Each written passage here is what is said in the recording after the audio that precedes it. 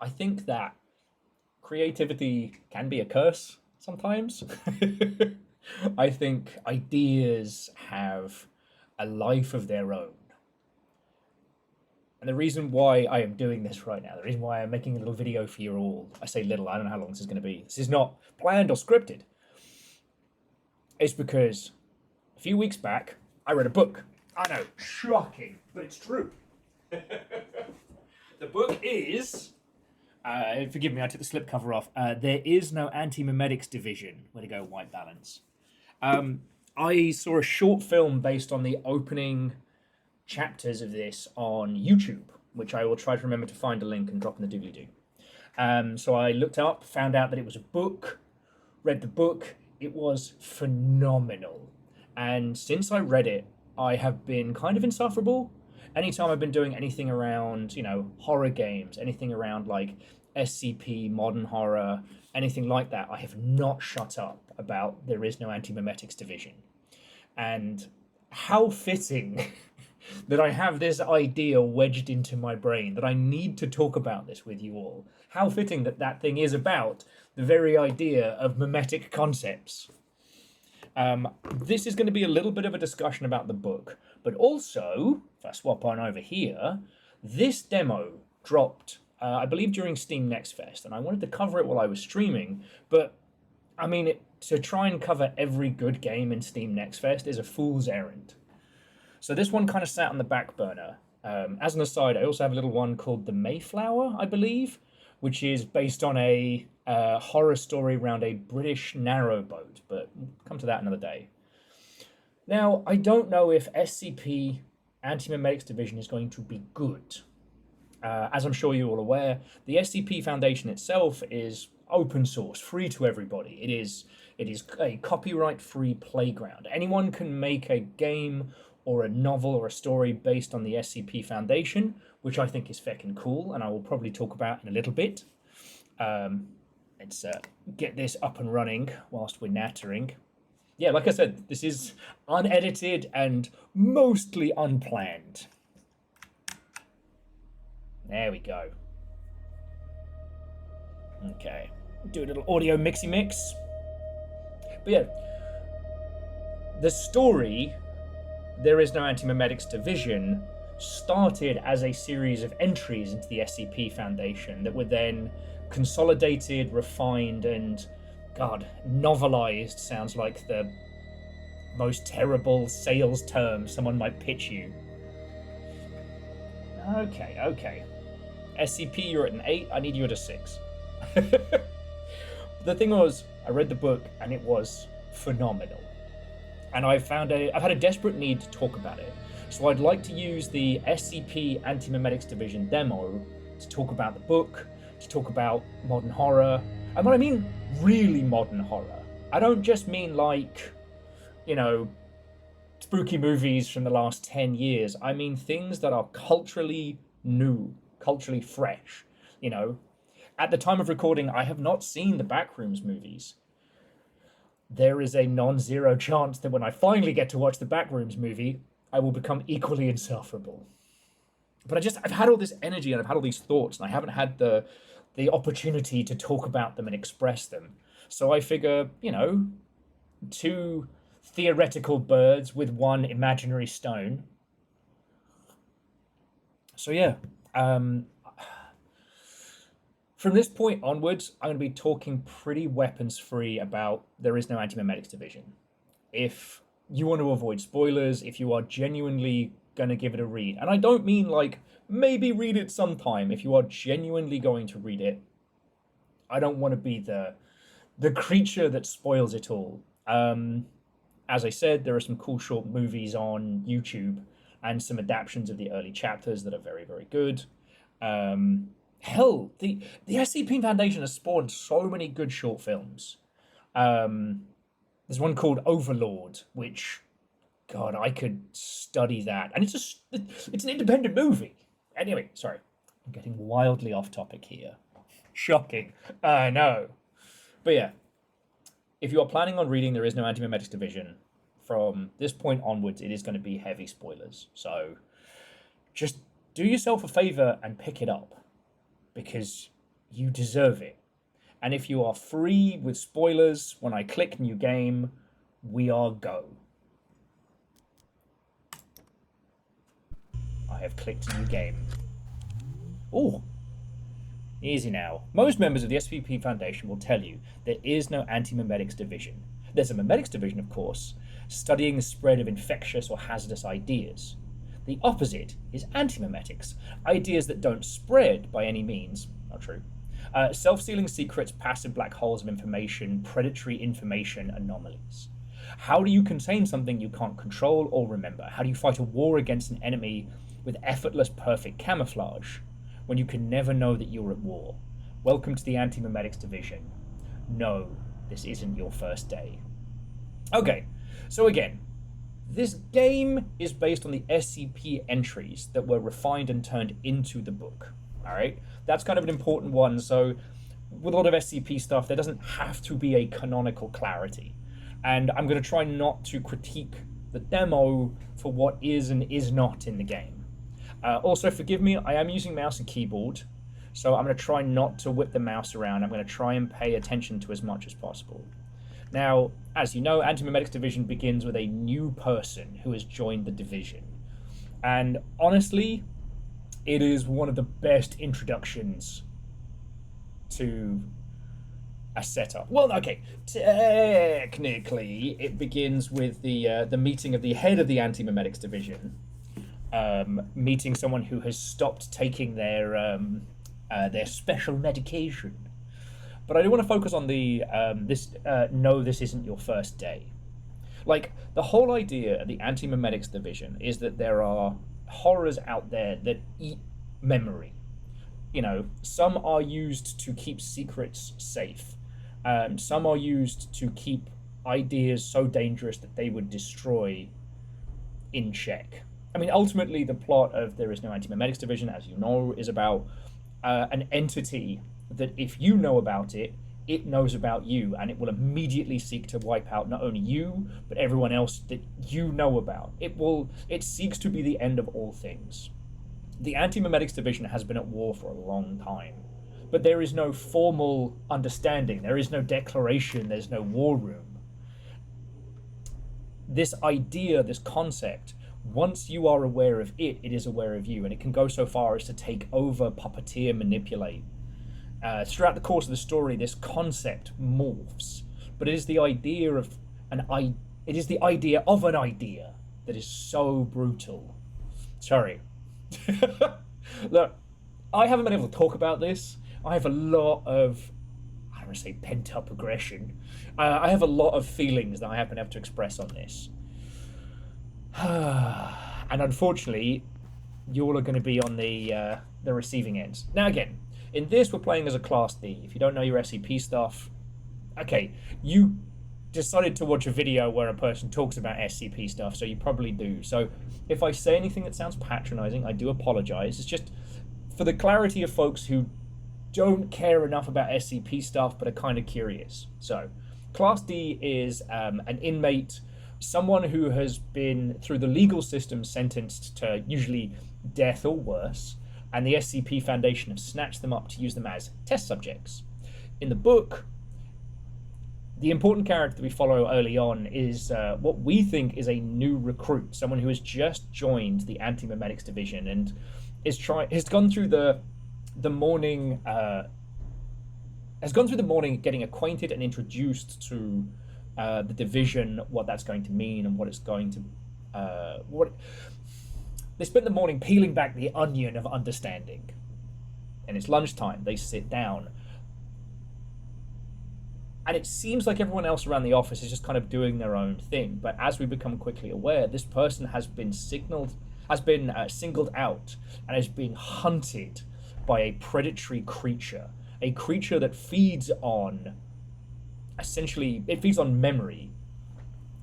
What it does is it isolates that person from everyone else.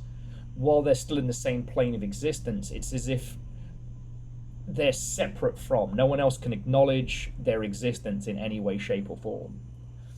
And so our initial run, I should actually have written down the SCP names.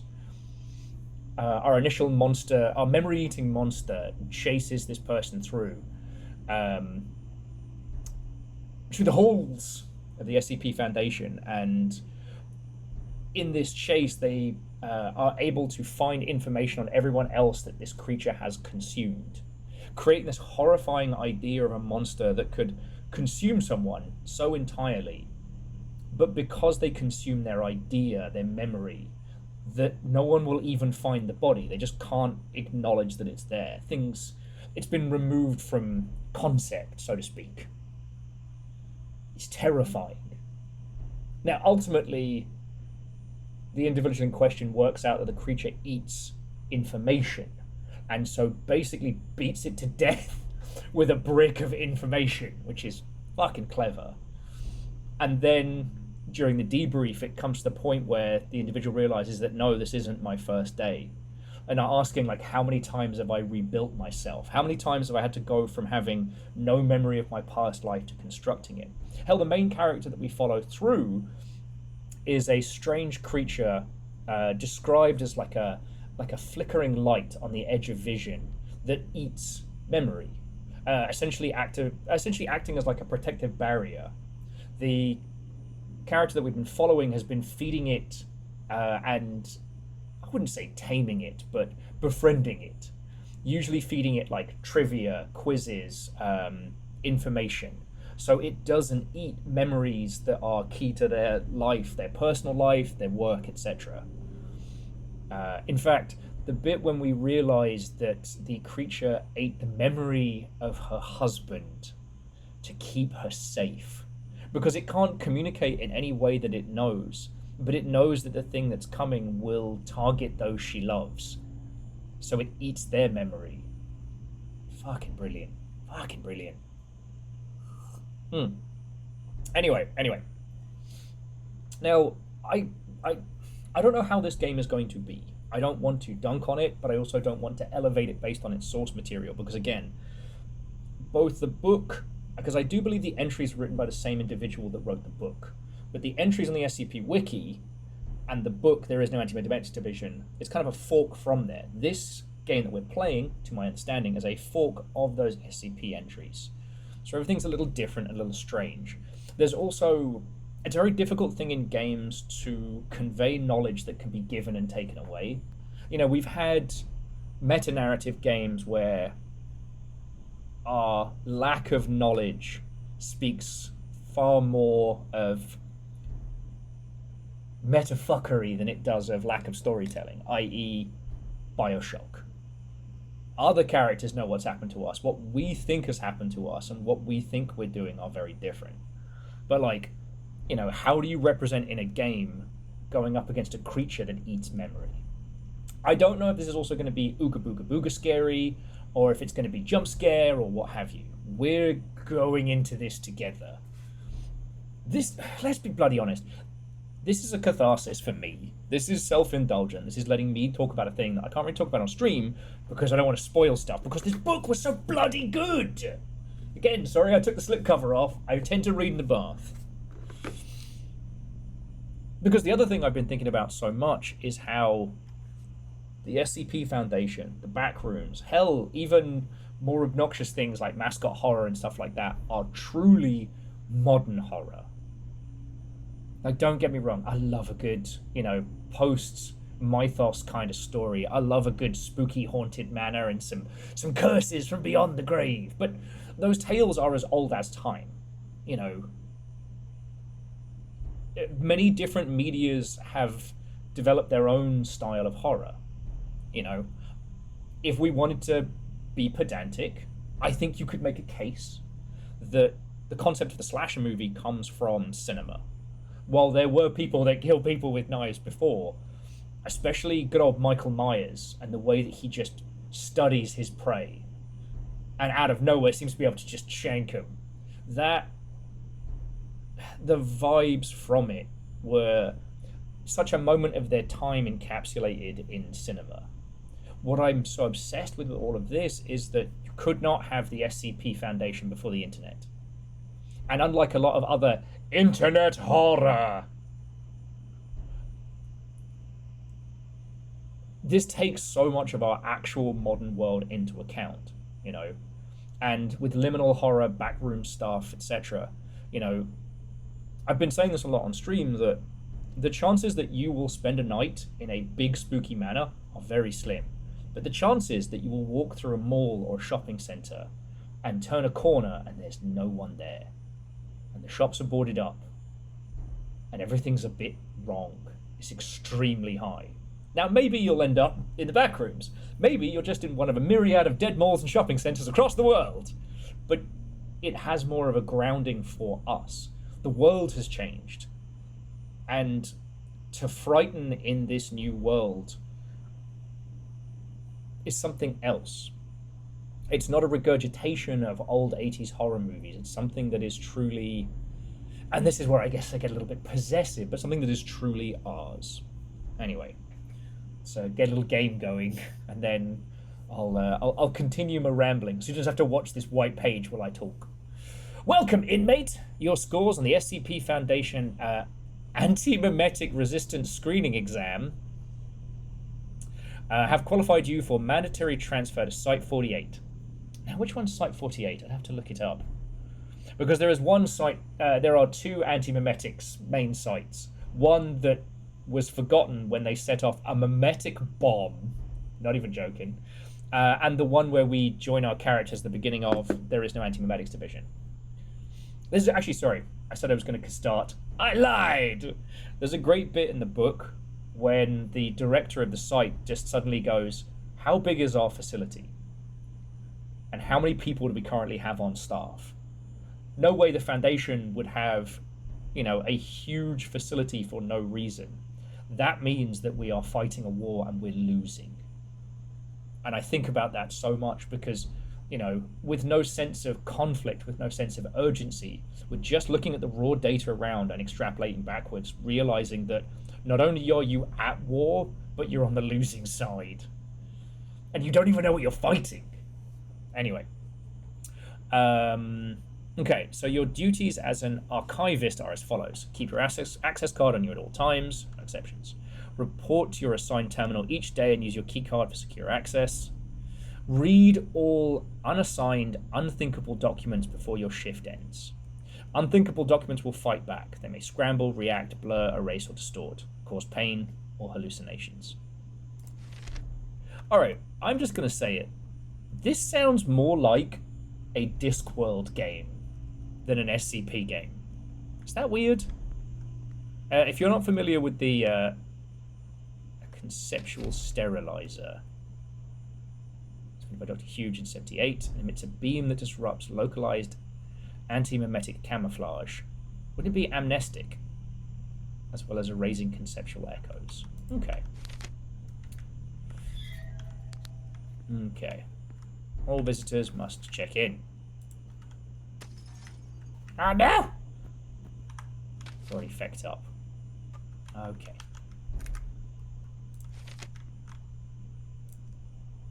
Oh! Stop throwing your Okay. Alright. Okay. Nothing to dipple. Alright, I don't currently have my clearance. And the loading dock is closed. So look, my gut instinct is telling me that this is going to be very similar to a lot of, like, you know, looping task horror games. And that's okay, but not every game has to be the greatest game ever made. And as a... excuse you. As a vehicle for talking about stuff, I think this is very cool.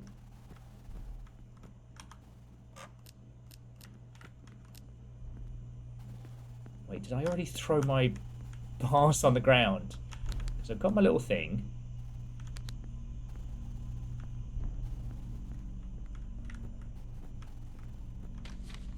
Okay.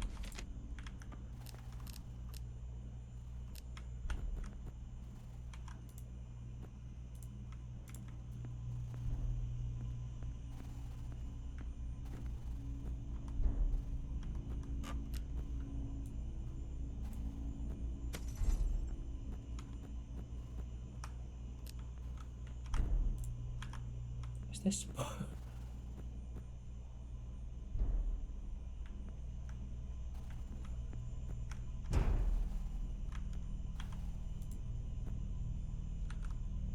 Where's my key card? Where's my key card? Do we need to give this a quick restart? Alright, well, welcome to the lobby of the Antimemetics division. So, I don't know. I don't script these kinds of videos, and I don't really plan them too much in advance. There's two things I want to talk about in this video today. I want to talk about true modern horror.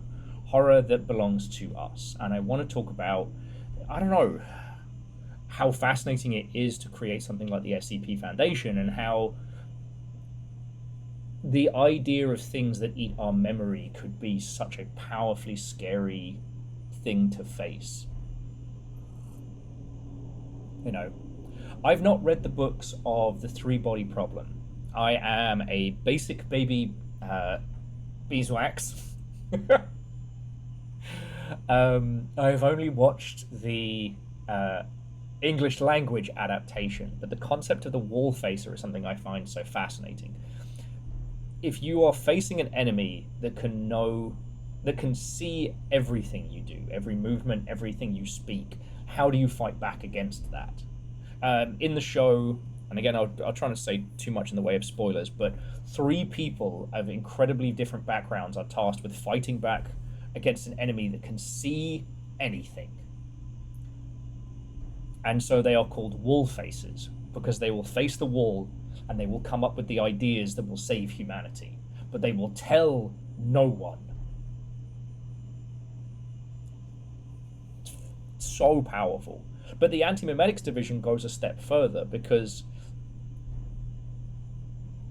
in a world where your very memories are eaten and destroyed, that you can't trust that you know the situation that you're going into, you can't team up with anybody, right? Okay, that's my flashlight. We'll check controls just real quick. Okay. So we're going to exit, start again. Hopefully, due to my faffermancy, I missed where to pick up the card.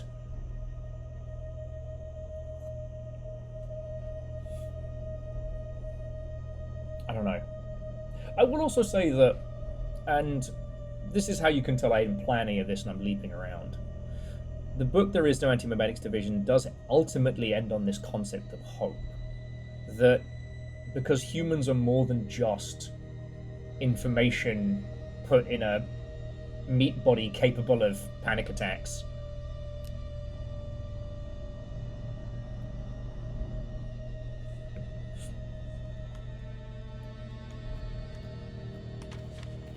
Yeah, okay. Keycard on me at all times. Flashlight, love it.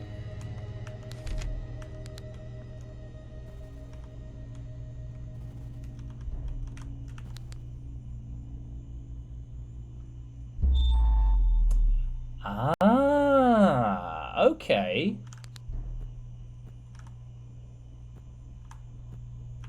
Okay. So in this iteration, a conceptual stabilizer takes an idea and solidifies. Now, again, we're going to jump around.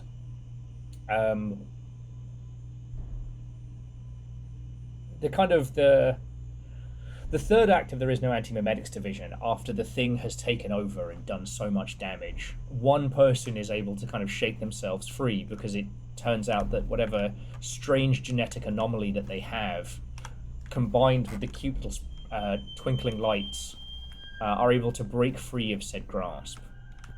Oh, actually, that's a good point. Let's see if we can get into the office now.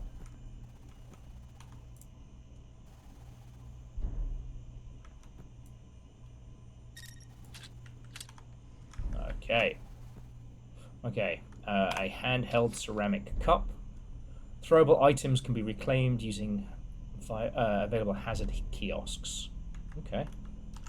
Guess we'll probably need those as some kind of distractotron. Okay. Insert keycard. Tenebrick shielded user terminal. Lovely. Incoming message from High Command.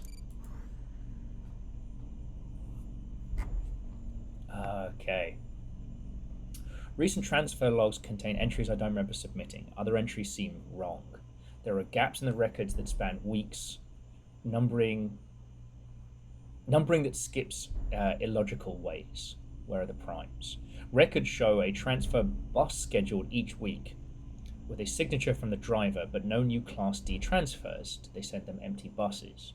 How is every department short-staffed if the site is brand new? Bam! And we have the full resources of the Foundation supporting us. Why can't I remember how I got here? Okay. So one thing I want to touch on before we play any more is also one of the reasons why the SCP Foundation is so important. I don't mean the content of it per se, but what it is. See, we exist in a world of monoliths now. Star Wars is a monolith. Pokemon is a monolith. These aren't like a little movie that sold a lot of toys, or, you know, that Game Boy game that was really popular in the playground. These are billion-dollar super juggernaut monoliths. And the problem being is that they will dominate so much of the public consciousness for so long. It makes it very, very difficult for new creative folks to kind of find their footing. It makes it very difficult for new creatives to find a place where they can, you know, experiment and express. The SCP Foundation is a huge, you know, lore Bible that anyone can use and anyone can work with. And whilst I'm going to be talking about the book a lot while we play this, already I can kind of see some weaknesses in narrative and things like that. And if I wanted to be a nitpicky bastard, I could. But you know what? This is a game based on a facility where the very knowledge of people and things there is lost. You know, this might be some of the freshest shit we've seen, excuse me, in ages, right?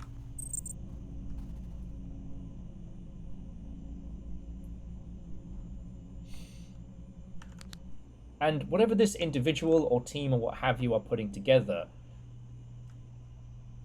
they're really giving it their all. And they can, because there isn't a... Oh, I almost forgot the key card. Because they're allowed to. You know, there have been a myriad of SCP games, some brilliant, some naff, some somewhere between. And that's okay. You know, you can't just make a Star War. You know, you can't just make a game based on a gigantic horror property that might exist, but you can do something cool based on the SCP.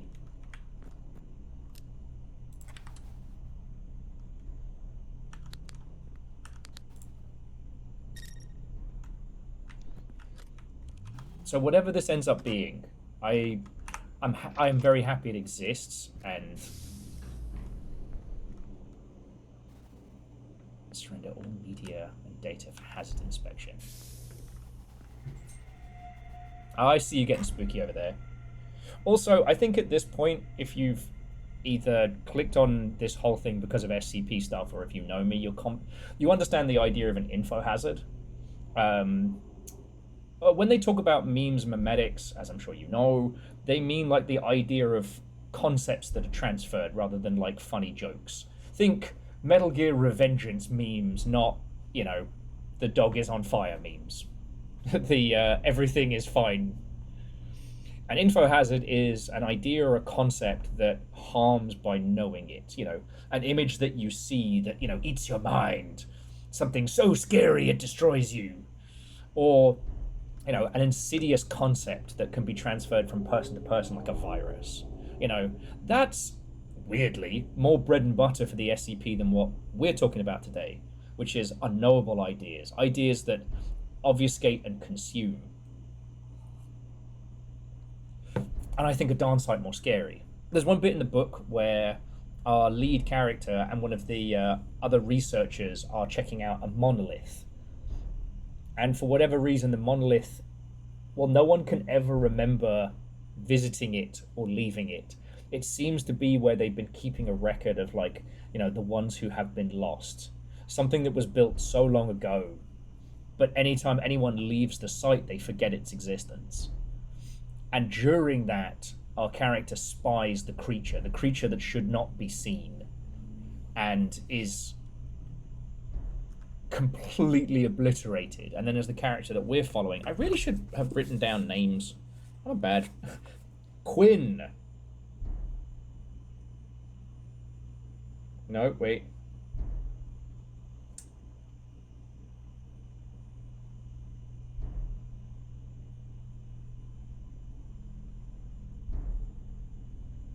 Oh no, it is Quinn. Okay.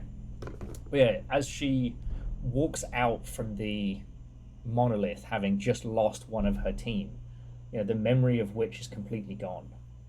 One of the things that's horrifying is when revisiting the site later on, because the POV character we're following, Quinn's husband, is unaffected by the antimemetic effects.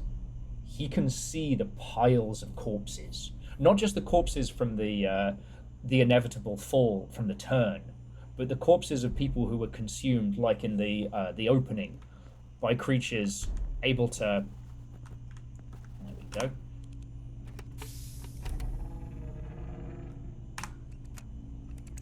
Time check. I don't. Oh, my watch is gone. Ah. Everything is going dark. Not the lights, the ideas. My wife's face, gone. My title, gone. It's working. The amnestics are working. Mm-hmm. But it's terrifying. I don't know my name anymore. I know I'm running, but I'm not supposed to be here.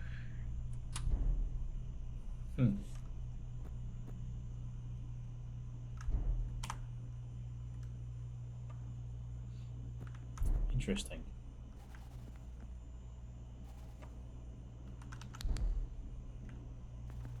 Okay.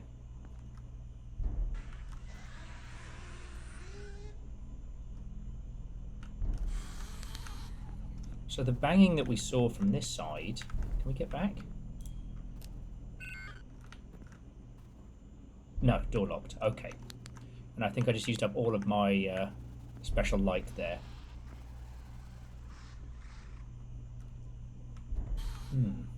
Sorry, it's also the thing of like I'm absorbing this game as we're talking about it.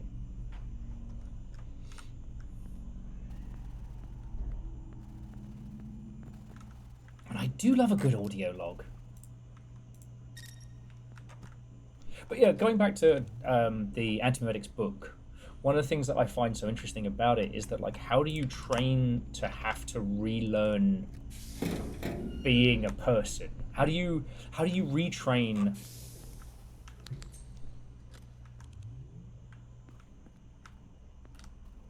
I see ya. Wait, not for that, spider bastard.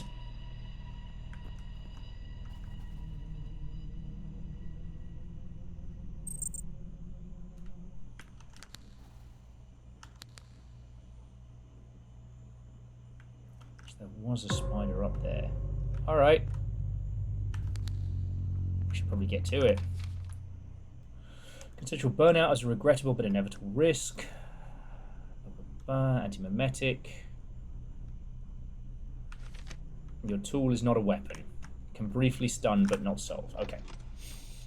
But yeah, like, how do you train to rebuild your sense of self from, you know, essentially nothing?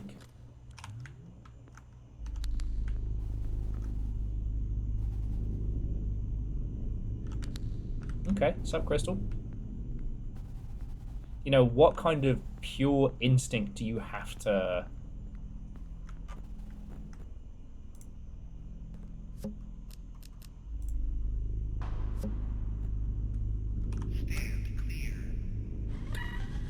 What kind of training do you have to go through?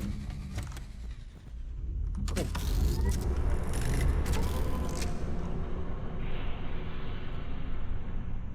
Okay. Guess I'm cleaning now?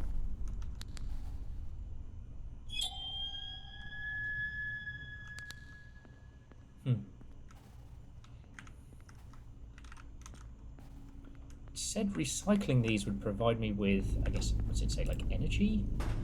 Do you mind, Humming Crystal? I'm trying to make a point here. But, sorry, the idea of putting together your own psyche from nothing. So, like, if you know me, I probably talked your ear off about the concept of a, the concept of a psychonaut. It was actually, I believe, Verdant who pointed this out to me. So, as you know, Tim Schafer is responsible for a whole bunch of point-and-click games, one of them being Full Throttle. Psychonauts, the game, came from the section that was cut from Full Throttle, where our titular character goes on a peyote trip.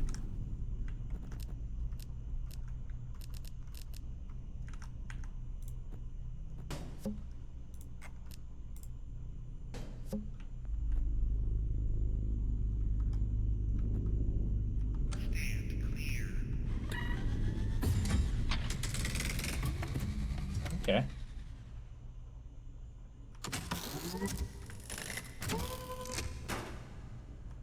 I guess we got 3 cubes. Anyway, it was called Psychonauts originally because in the early concepts of the game, the character was going to be diving into their own mind, not the minds of others. Psychonaut is actually a term for people who explore their own consciousness. I would never ever advise or condone the use of illegal substances. Sorry, I want to see if this guy's going to give me the ooga booga boogas or not. You good, buddy? Oh, I do like the impossible shadow.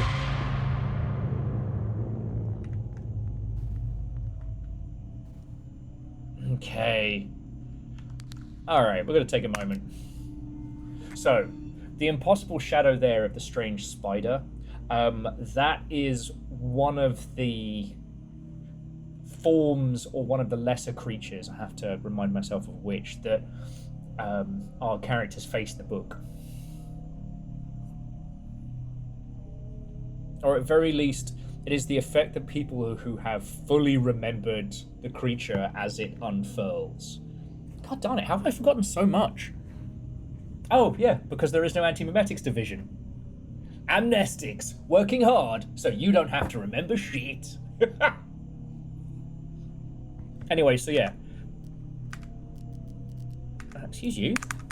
Resume. Okay. So yeah, so here, as you saw, we had the shadow of the guy and then the spidery tendrils coming off.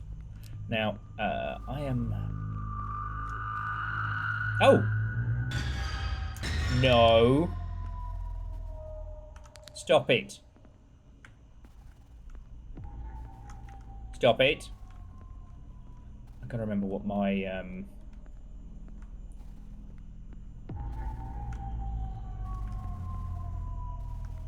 hazard reclamation. Oh, I see you there.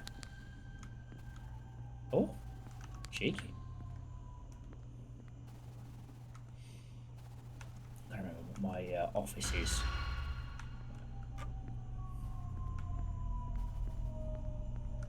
Yeah. Enjoy your time dilation, dickhead.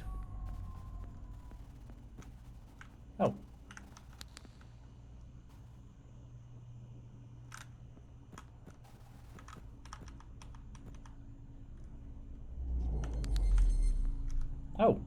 Oh, there he is. Less of that. Stop it.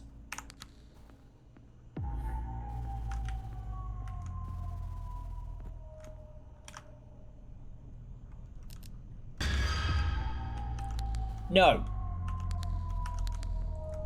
Back in containment with you.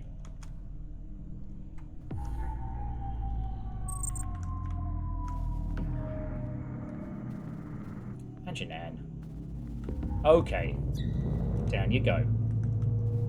Right. But yeah, sorry, the point I wanted to feck with was just I forgot which one is my desk.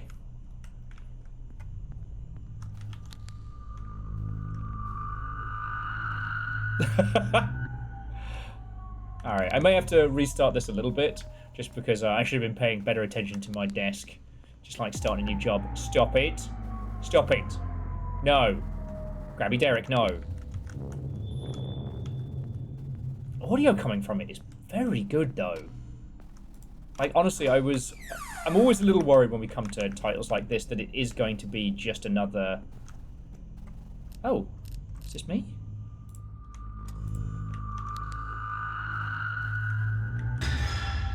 Damn. I always worry when coming to an SCP-like title that it is going to be something that's a little undercooked.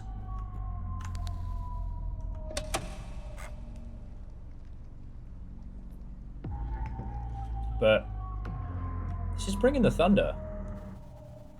I may have to pause it so I can actually talk about the stuff that I want to talk about with you all. Okay.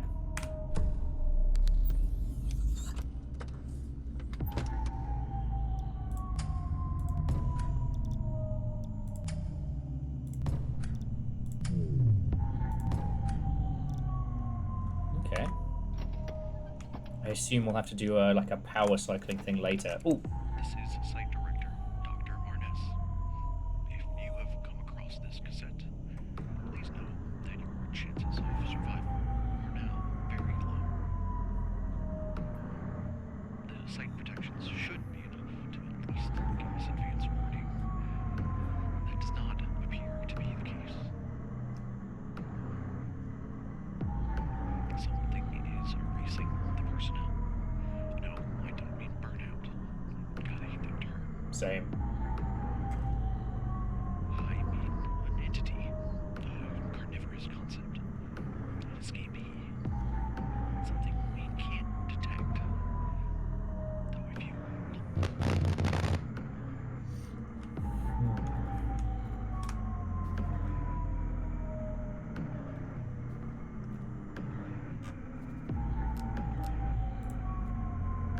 Okay.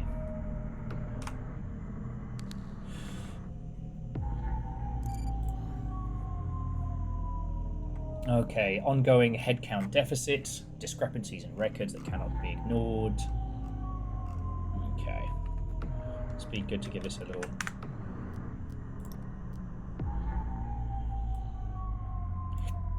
Bring this down just a little, just a little. But yeah, I want to go back to an earlier point, sorry, before exploring the whole idea of like trying to reconstruct your own psyche as part of your fucking day job. I want to touch on how one of the things about the SCP Foundation that makes it so fascinating is that this is an organization so obfuscated and so shadowy that very few members of its ranks truly know everything. They're all given a small fraction. It's very conspiratorial in its organization, that kind of air-gapped and siloed information, as much for protection as it is for obfuscation. And every other part of the SCP Foundation has warning systems. They know if a kaiju rises. They know where the nightmare sinkholes into the hollow earth are, so on and so forth. But with this, the erasure of people. And it was one of the things while reading the book that I found truly scary. Because again, we're not just talking about, a predatory idea, a death that comes and strikes at you from your mind. We're not talking about some, like, Professor X gone evil psychic stuff, but the complete erasure of your existence. You just never were. And there's no warning for that. You know, as part of the Antimemetics division, you are simultaneously part of an operation, but also incredibly alone. And I don't know what it is about that just...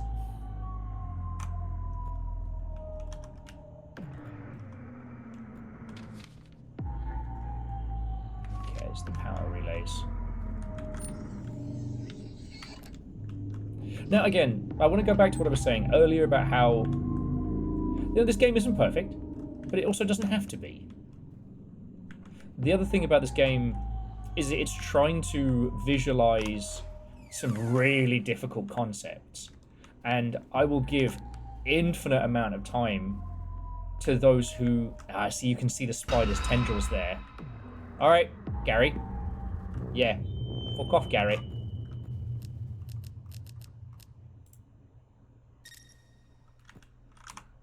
I will give infinite amount of time and patience. Really? Oh, fucking damn it, Gary.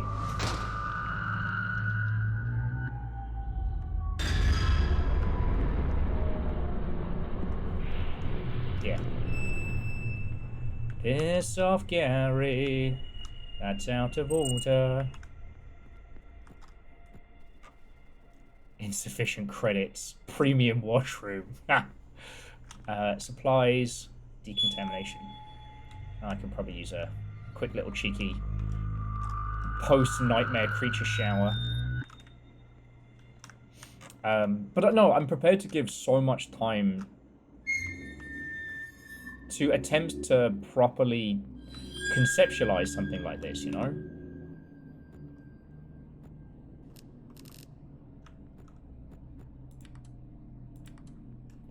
Credits required, okay. So like there is some gamification here. I'm not dunking on it. You know, the need for credits to unlock certain areas, the idea that like the creatures here are kind of like spider-fied shadows.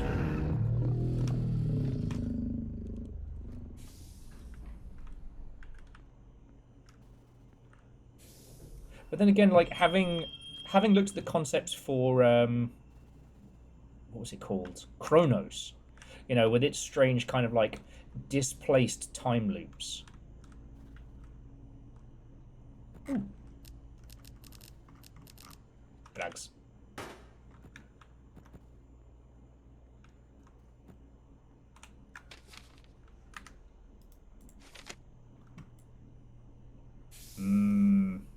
Forgetting drugs. Which normally we call tequila. Okay, so this is...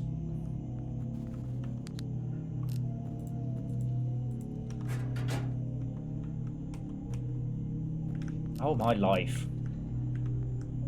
Come on, man, just steal a coffee cup every now and then.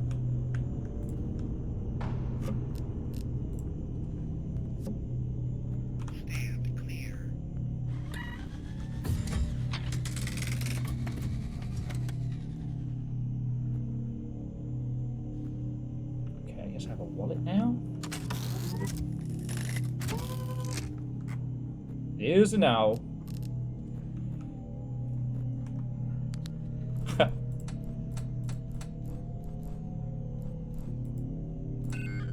Oh, really? 0451? 8008. 80085. Alright, well, I'm out of ideas.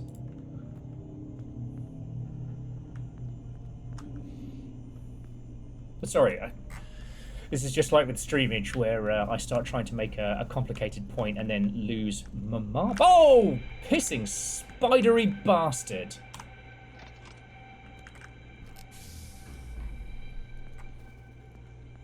It could also be that with this being a demo, it's a little bit more contained. I don't have the credits to get into either the break room or into decontamination. Yes, yes, yes. You can have a little freak out over there. But sorry, so Chronos is titled by good old Child Runs Into a Bookshelf blooper team, who have been doing very well. Honestly, I do think the Silent Hill remake was very good for them. It kind of gave them a structure, which I think was very good for them.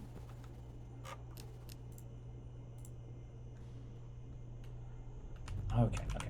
So, open hazard. Ah, alright. Do you mind?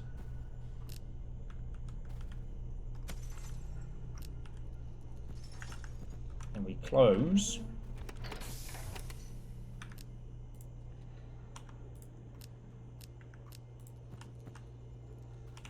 Recycle 4 credits worth of hazards. Okay. Alright, so they basically got us working cleaning detail in the Antimemetics division. Alright. Alright, so now we've got enough credits to open the decontamination. Hopefully Spider Gary over here won't be too much of a problem. Stop it.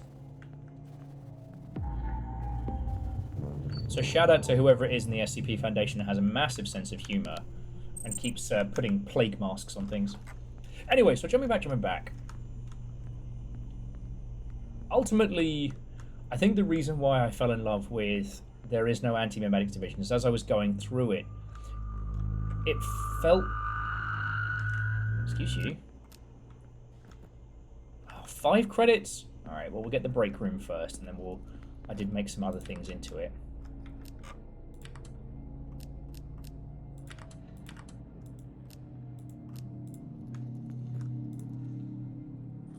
Okay. The how will they do it puzzle of it all. I thought one of the brilliant moments is when Quinn finally... Do you mind? Jesus.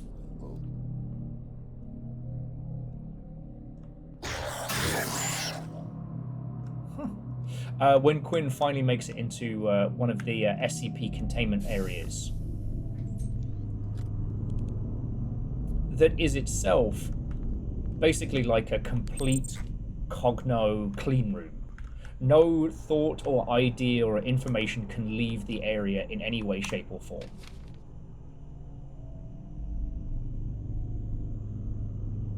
Okay.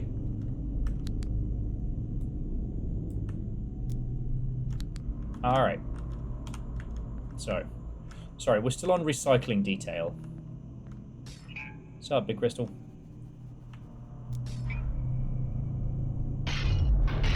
We just have to be careful about not overheating the darn thing. Do you mind?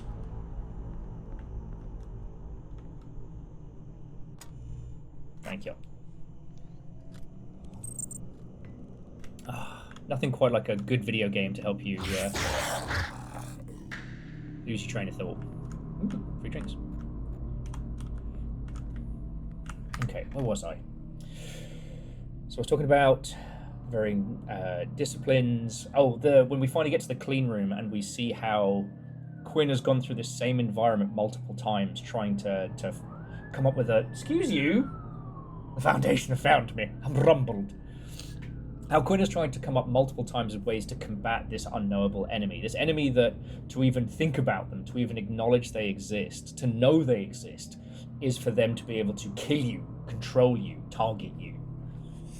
And the different versions of her, you know, some defiant, one completely breaking down, just feeling it being an unwinnable war that they are losing in silence, is so powerful. Ultimately, I think the reason why it stayed with me is because it is not a story of sci-fi hopelessness that would be so easy.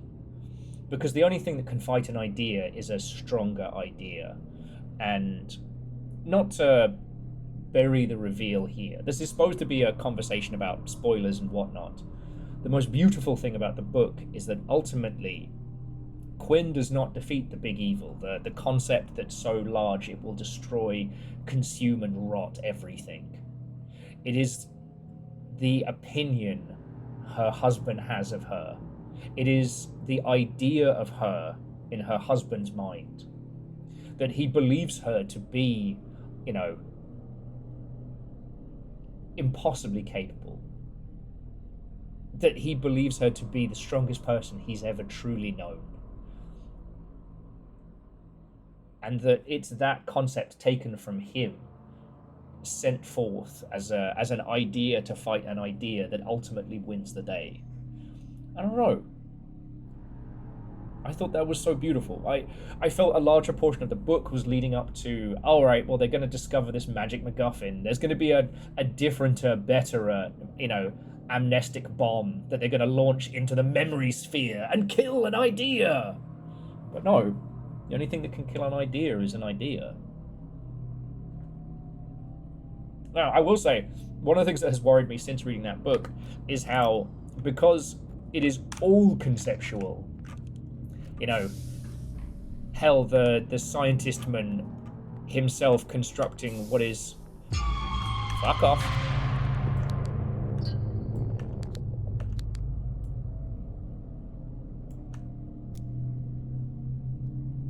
Okay, can't really do much with that. the antimemetic scientist who developed the anti-brain bomb. Stop it. Oh, don't have credits yet. How he was able to create a machine to project an idea.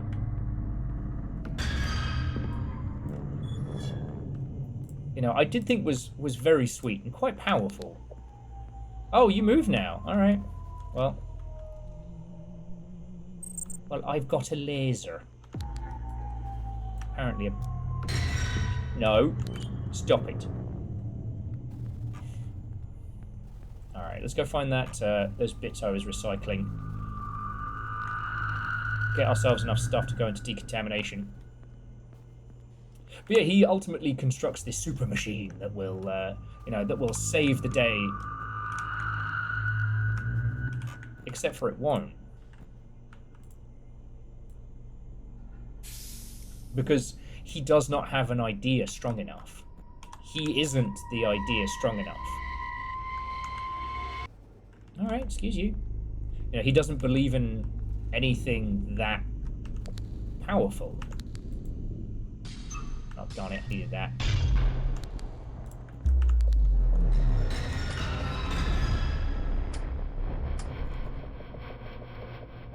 Oh, excuse you. Oh.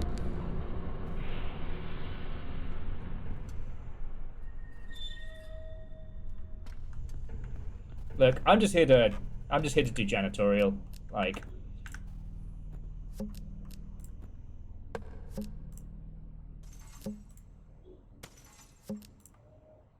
Trash full. Stand clear.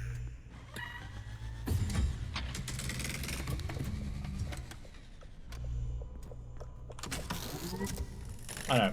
I found something really beautiful in that. You know, maybe I'm just a sap. Maybe I'm a sucker for a good old-fashioned, you know, love will save us all story, but I really liked that.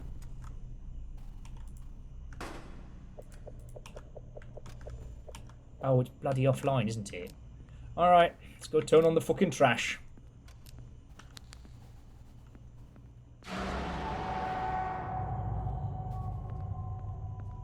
Anyway, I found the whole story to be, like, utterly beautiful.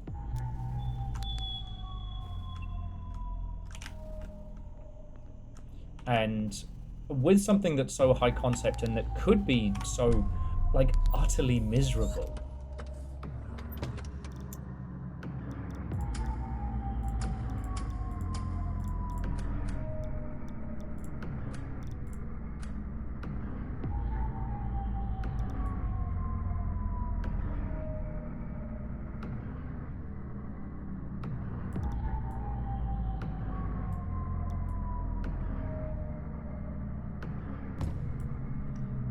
That's one.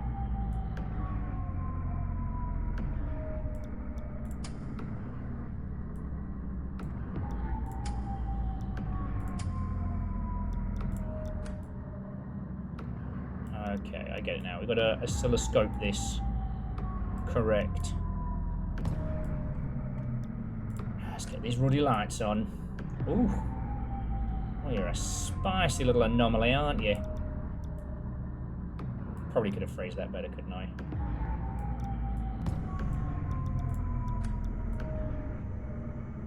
It's very odd playing something like this during the day. I had initially wanted to do this as kind of like a long ship after dark proper. But, there we go. Life had other plans. Okay. So what else did I want to talk about? With There Is No Antimemetics division, you know, the idea of different kinds of, you know, cognitive threats and what it is to fight against something that to know it exists is to essentially be toast.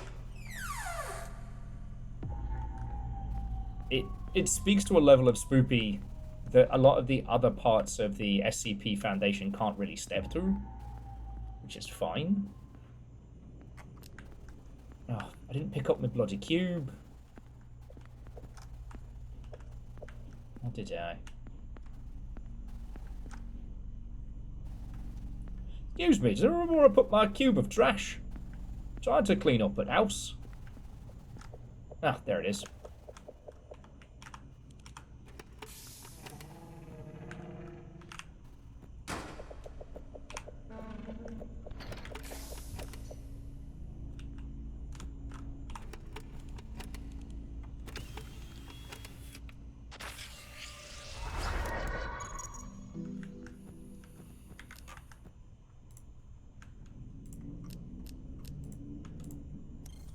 Okay, we have enough credits to go to the snack bar, aka decontamination.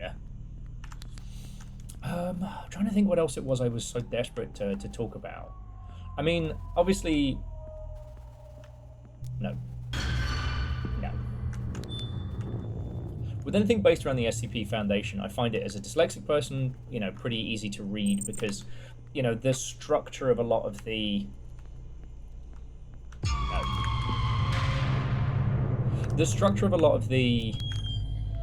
articles is a lot easier for me to read than quite a lot of other styles of literature. And so the individual breakups, the idea that there was a race of creatures who must... I know.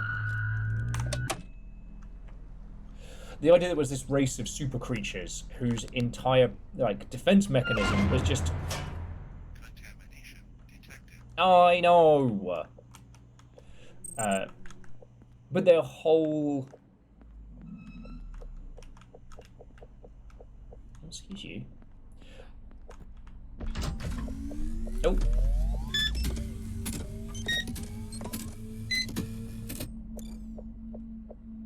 Okay. Calibration required. Burnout. Resonance. Toxicity. I mean, damn. Okay, I think this is a good place to have a natter for a sec. And I guess because I've been enjoying Control and Alan Wake and stuff like that so much, man, the SCP are after me today. With Alan Wake, the dark place where he goes, where he writes and creates this strange interdimensional world made of literature that's visualized in a way that we can play. The way in which Dr. Darling can move through television. That point when you realize that Dr. Darling is not on the video, he is in the video. And don't even get me started on Zane. Anyway, with this, the idea that rather than moving through thought and concept, it is avoiding it, removing it, but then still trying to put the pieces of the puzzle together. I think that speaks to this ARG puzzle-loving sicko. In games, in board games, in all of it, one of the conceits that we get given is this idea that you are part of a puzzle. You have bought a puzzle game. You have bought a mystery. You have bought one of those, can you solve the murder detective boxes? You've got the new point and click and it has presented you with a quandary. I find those fascinating. I get sometimes obsessed with ARGs, but the problem being is that, again, you have to know they're taking place. And very rarely can you spot them without knowing they exist. Hell, I think that's where a lot of puzzle games and the ilk really shine. When you are able to stumble upon them and feel like you are the one, cracking the case, tracking the clues. I think there is no Antimemetics division as a concept speaks heavily to that. You may be in a room full of people, but you are alone. There are armed guards at the facility, but they cannot help you. It is just you. Your intellect, your mental fortitude, your emotional strength. I don't know. It's kind of like the puzzle sicko's equivalent of the super shotgun. The idea that by virtue of picking up the super shotgun in Doom that you are an unstoppable god killer, which I don't even know what the lore is of Doom right now, but probably speaks volumes. In this, by virtue of surviving and getting through it, I think think that's kind of fascinating. The thing I wanted to say about how, while this does feel like a very early dev project, you know, the use of credits to gate certain areas, the attempt to visualize concepts, it speaks to a creative tenacity which I wish to see more of. You know, so far a lot of this has fallen down to, you know, some jump scare attempt spoops and, you know, these spooky guys in costumes chasing us down, but also I really give a fuck. What was fascinating is that one of the early SCP games, which was dealing with the Weeping Angel type creature where you have to blink as a mechanic, that then got a multiplayer mode that was kind of cool. There's been loads of games that have just iterated on that, not understanding the source material. What I think is so wonderful about this and so fascinating is they get the source material, and they're only really limited by time, budget. You know, I would love to see this team have the chops and the budget of Remedy. It's a difficult story to tell because how do you leave logs when you don't know what's happening? A bunch of the articles in There Is No Antimemetics Division talk about how, you know, you will forget this once you've finished reading it. You know, the haphazardly scrawled notes. The fact that when you're in the initial... Sorry, I keep forgetting the SCP names, and feel free to put the right names and right articles down in comments and whatnot. I will not be offended. But the hunter at the initial part of There Is No Antimemetics Division,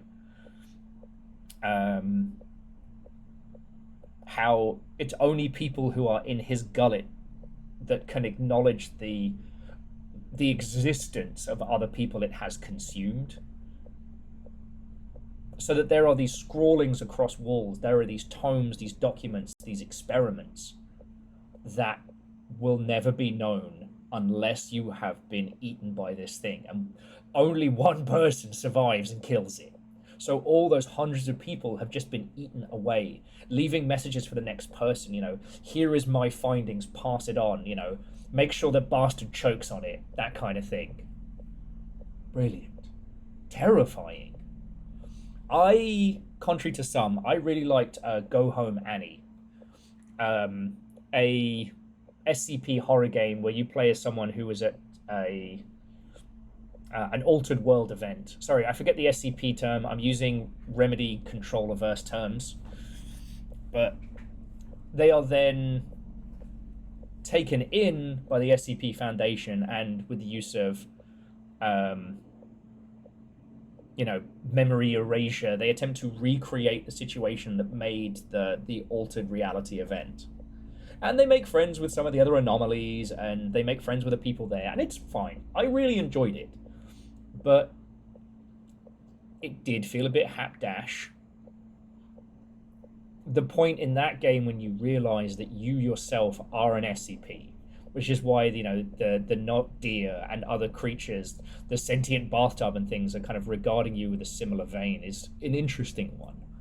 But in this, you're still just a person, you know? Hell, in what we're playing here, you are a Class D subject.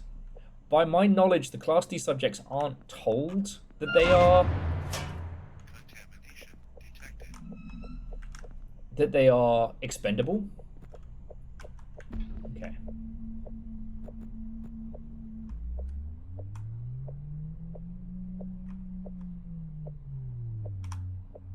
Okay. But they very much are. No. All right.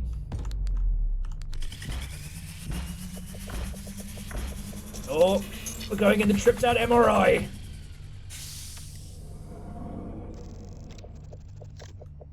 And there's some gamification elements they've added to this. The idea of conceptual burnout, that you can, I guess, burn out on being real? I mean, while I can understand that on an emotional level.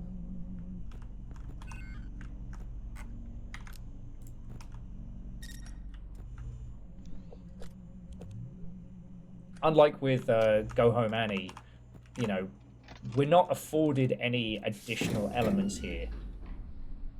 Okay, so we can go back to data retention if we want. Quarantine is there, but we can't get in. So now we head back around to Antimemetics. Oh, you fucking spider. I just got clean.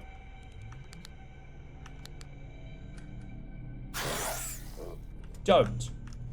Bad spider. Yeah, I see you. Yeah, fuck off. I'm trying not to be nitpicky here. The thing is, with that spider creature, if you are aware of it, it just fucking kills you, hollows you inside out, and turns you into a nightmare spider. Oh. There is nothing behind this door. If there was something behind this door, it is something which existed before Site-48 was constructed. But there is nothing behind this door.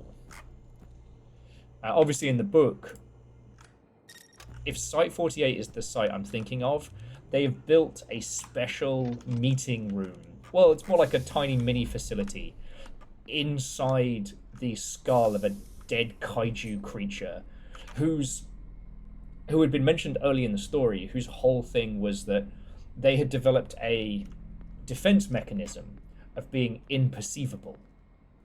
So instead of like thermal camouflage like amphibians or visual camouflage like a lot of creatures, they developed memetic camouflage. They couldn't be perceived, so they couldn't be eaten.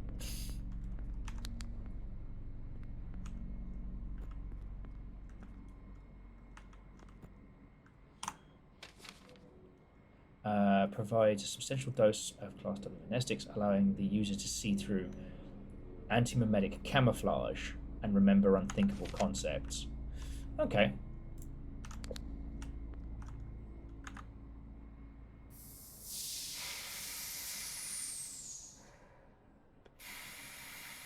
Ah, okay.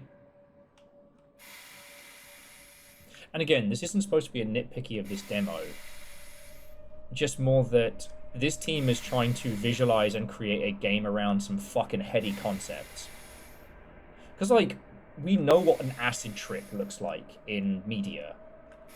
Now, I have never, ever, ever consumed illegal substances.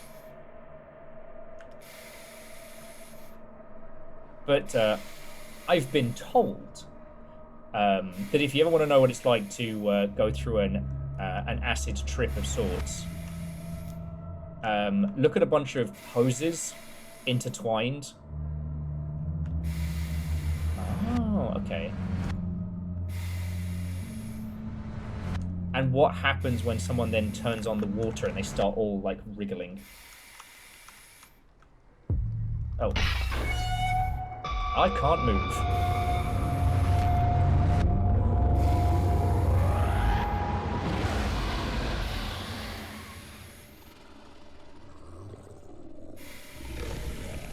Uh-oh. Bye, reality.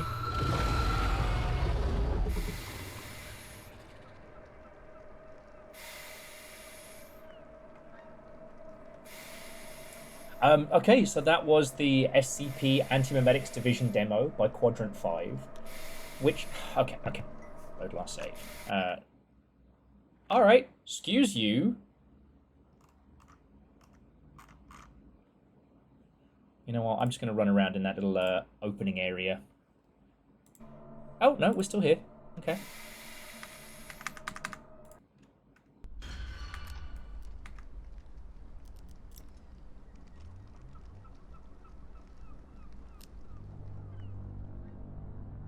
What's with the seagulls? It's kind of fascinating. Alright, so we can just hang out in anti-meme quarantine for a little bit. It's a good place to have a chat. Probably one of the safest places on the fucking planet. Okay, so that was very, very good. I really hope that the team working on this gets to carry it through to fruition. And please, no generative AI stuff. Please, I'm begging you. If you need more voices, I'll do it for 50p and a bag of skips. If you need art, I got you. Just saying. Anyway. they're trying to conceptualize some very, very heady topics here in a video game space, which is very, very hard. I think Alan Wake gets away with a lot of its headier concepts because its initial pitch is, what if Twin Peaks but Resident Evil 4? And people can kind of get on board with that. You know, that PNW visual aesthetic does a lot of heavy lifting that gets you through this idea of, wait. If Alan's writing affects reality, who's writing Alan? And it's not really until Control when you start to understand just how crazy powerful that effect on reality is. You know, when you go to the motel and you see the doors, and you have the board, and then you have Alan, you have Mr. Dawes, who the fuck are the others, you know? Anyway, as for talking about the book, I think I've said most of the things that I really wanted to say. I think I just wanted to gush about it. You know, I love the idea that Quinn's dedication to it and her drive is not just some weird hero concept. It's not just the, I'm the only person who can do it, but it comes from a genuine care, rather than kind of this usual almost sociopathy of like the super agent, nothing else matters but the mission.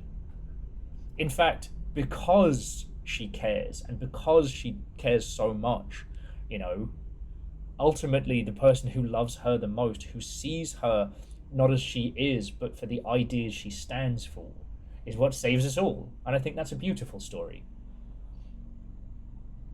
I think human ingenuity in the face of impossibility is a lovely thing to be reading right now.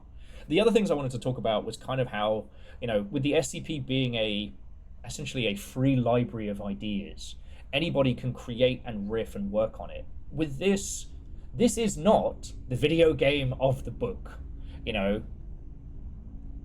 This is quickly becoming something wholly itself, you know.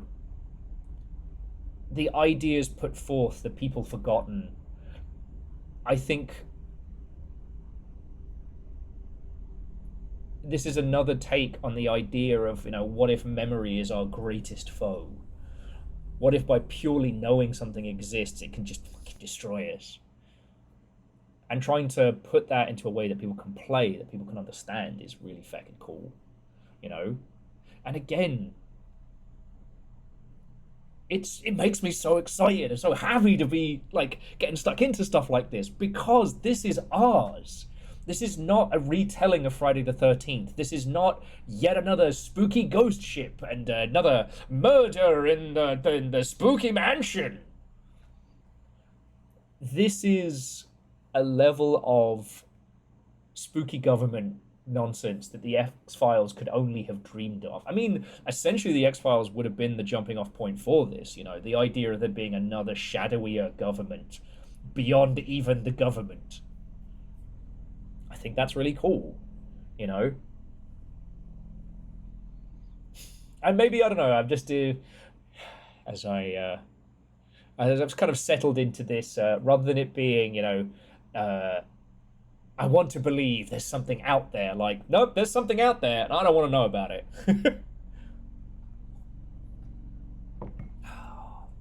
You can't help but think, what would I do? And when we did stuff like Exit 8 and pools and things like that, thinking about how intention changes environment, i.e., did the person in Exit 8 know what they were getting into? I put forward both ideas. And in pools, you know, who are we and what are we trying to do in that space? Now, in Exit 8, we actually know that the person stumbles into it.